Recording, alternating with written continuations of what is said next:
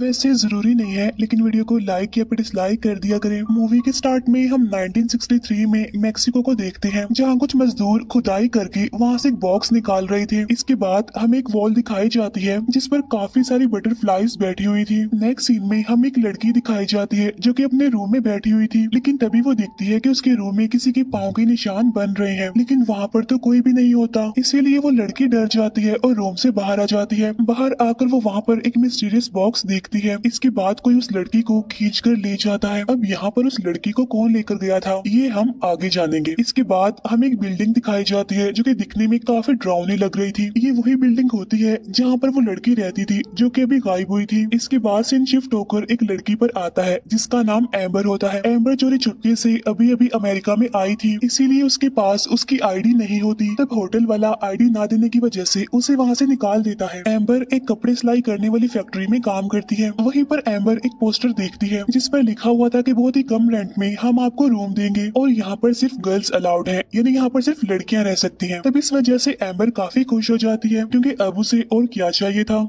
उसी फैक्ट्री में एम्बर की फ्रेंडशिप एक लड़की से हो जाती है। नेक्स्ट डे एम्बर उस पोस्टर वाले एड्रेस पर पहुंच जाती है जहां उसे बिल्डिंग का ऑनर मिलता है जिसका नाम रेड होता है, और ये वही बिल्डिंग होती है जहां स्टार्टिंग वाली लड़की गायब हुई थी। तब एम्बर उससे पूछती है कि और कौन कौन यहाँ पर रहता है, तो वो कहता है कि यहाँ पर सिर्फ एक और लड़की रहती है तुम्हारे अलावा, और वो तुम्हारे रूम के सामने रहती है। और यहाँ पर वो एम्बर से 1 मंथ का रेंट ले लेता है एज अ डिपॉजिट, और वो एम्बर को कहता है कि रात को जल्दी आ जाना, और यहाँ पर ड्रिंक करना, स्मोकिंग करना कुछ भी अलाउड नहीं है। तब एम्बर इन सारी बातों को मान लेती है। इसके बाद एम्बर उस रूम में शिफ्ट हो जाती है। रात के टाइम एम्बर जब सोने के लिए जा रही होती है तो वो देखती है कि उसके रूम के फ्लोर पर एक छोटी सी विंडो बनी हुई है जिसका रास्ता बेसमेंट की तरफ जा रहा था, और यहाँ से रात के टाइम औरतों की चिल्लाने की और रोने की आवाजें आती हैं। तब एम्बर को ये चीज काफी अजीब लगती है और रात को सोते टाइम वो इस बात को काफी सोचती भी है। इसके बाद एम्बर सो जाती है। यहाँ पर हम ये जान पाते हैं कि एम्बर की मदर की तबीयत काफी खराब है, इसीलिए एम्बर चोरी छुपकर यहाँ अमेरिका में आई है काम करने के लिए, ताकि वो पैसे कमाकर अपनी मदर का ट्रीटमेंट करवा सके। एम्बर की मदर हमेशा उसके ड्रीम में आती रहती है और उससे बातें भी करती है। नेक्स्ट डे एम्बर उस लड़की से मिलती है जो इस बिल्डिंग में उसके साथ रहती है,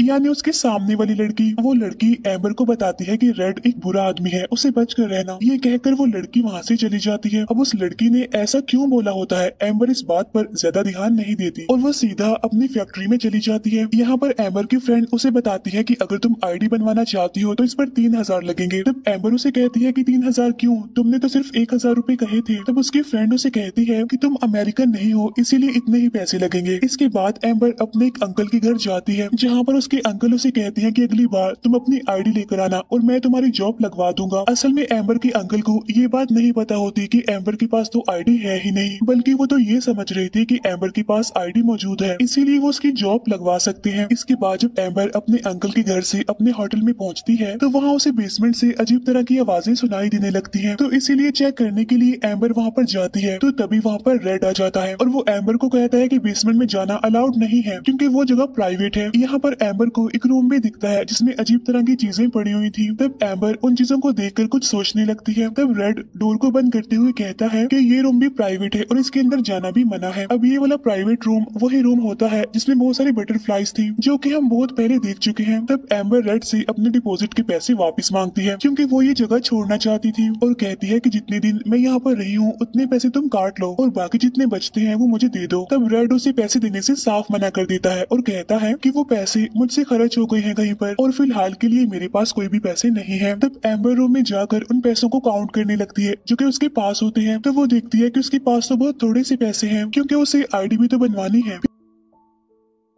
फिर एम्बर वहाँ सामने वाली लड़की के रूम में जाती है, यानी वही लड़की जिसने कहा था कि रेड एक बुरा आदमी है। और जब एम्बर वहाँ पर जाती है तो देखती है कि वहाँ पर तो एक औरत का भूत खड़ा हुआ है जिसकी आईज चमक रही हैं और उसने अजीब से कपड़े भी पहने हुए हैं। तब उसे देखकर एम्बर डर जाती है और वहाँ से चली जाती है। फिर रात को सोते टाइम एम्बर अपनी मदर का ड्रीम देखती है और इस बार वो ड्रीम में एक मिस्टीरियस बॉक्स भी देखती है। ये वही वाला बॉक्स होता है जिसे हमने मूवी के स्टार्ट में भी देखा था और उस बॉक्स में से एक हाथ भी बाहर आता है। नेक्स्ट डे एम्बर अपने बॉस से एडवांस मांगती देखती है। तब उसका बॉस उसे ये कहकर मना कर देता है कि तुम काम बहुत ही स्लो करती हो, और वो उसे सिलाई के काम से हटाकर पैकिंग के काम में लगा देता है। इसके बाद एम्बर और उसकी फ्रेंड एक कैफे में बैठे होते हैं, जहाँ एम्बर अपने सारे पैसे अपने फ्रेंड को देते हुए कहती है कि प्लीज जल्दी से मेरी आईडी बनवा दो। होटल पहुंचते पहुंचते एम्बर को काफी देर हो गई थी, लेकिन जब वो होटल में जाती है तो उसे काफी अजीब फील होता है। वो देखती है कि वहाँ पर एक आदमी है जो अपना सर दीवार पर मार रहा है। तब एम्बर उसे इग्नोर करते हुए अपने रूम में चली जाती है। फिर एम्बर वहाँ पर आई हुई दो नई लड़कियों से मिलती है, जो दिखने में तो काफी अजीब लग रही थी, लेकिन फिर भी वो अच्छी लड़कियां थी। तो वो तीनों यहाँ पर मिलकर बातें करने लगती हैं और स्मोकिंग करने लगती हैं, लेकिन तभी वहाँ पर रेड आ जाता है और वो उन लड़कियों को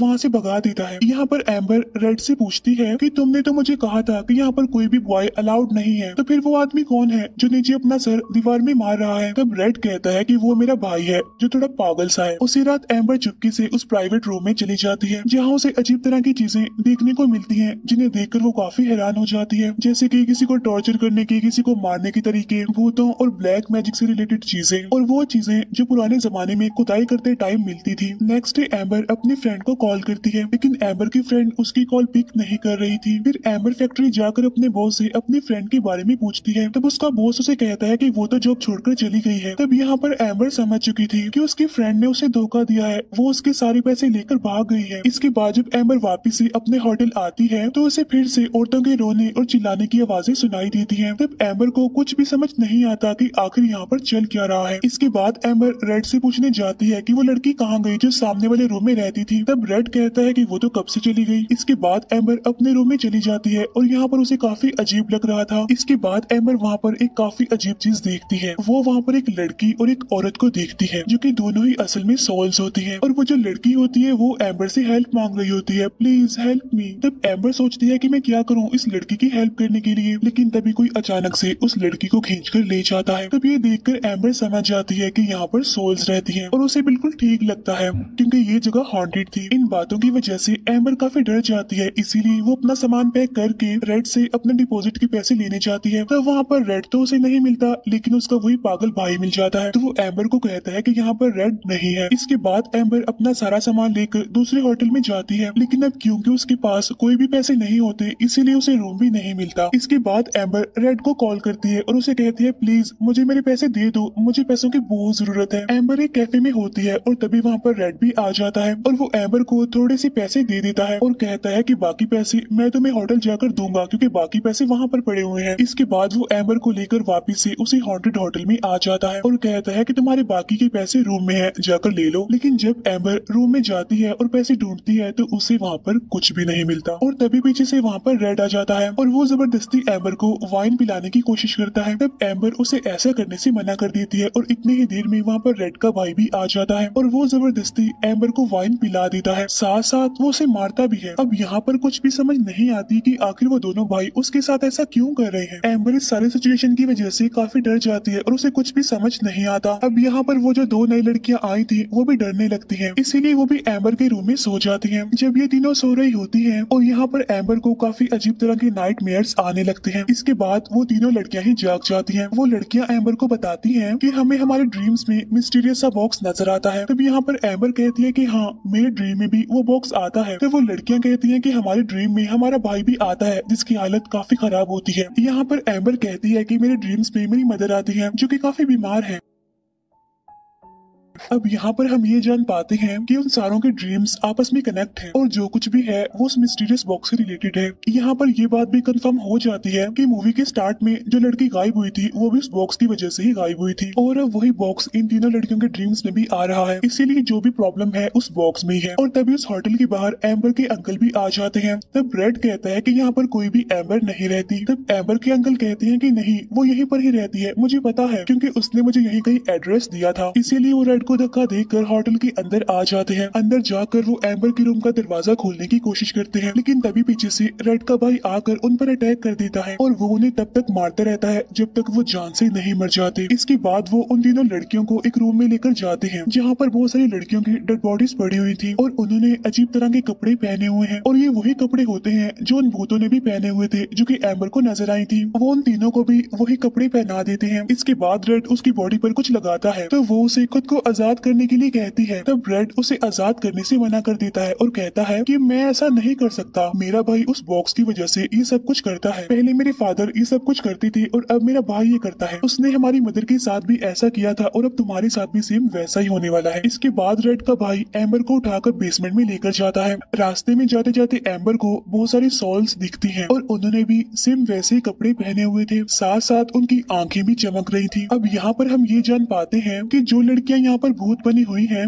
एम्बर ने भी उनके जैसे कपड़े पहन रखे हैं। इसका मतलब ये है कि एम्बर भी उनमें से एक बनने वाली है। इसके बाद रेड का भाई एम्बर को एक बेसमेंट में लेकर जाता है। वो एक काफी बड़ी जगह थी और वहाँ पर बहुत सारी कैंडल्स भी लगी हुई थी, साथ साथ वहाँ पर बहुत सारी डेड बॉडीज भी पड़ी हुई थी, लेकिन उन डेड बॉडीज के सर नहीं थे बल्कि वो गायब थे। इसके बाद वो एम्बर को वही एक जगह पर लिटा देता है और सामने वही मिस्टीरियस सा बॉक्स होता है, यानी वही बॉक्स जो सबके ड्रीम्स में आ रहा था। इसके बाद रेड का भाई वहाँ से चला जाता है, लेकिन तभी वहाँ पर एम्बर के अंकल आकर उसे खोल देते हैं और उसे वहाँ से ले जाने लगते हैं। इसके बाद ये दोनों एक अंधेरे वाले रूम में पहुंच जाते हैं।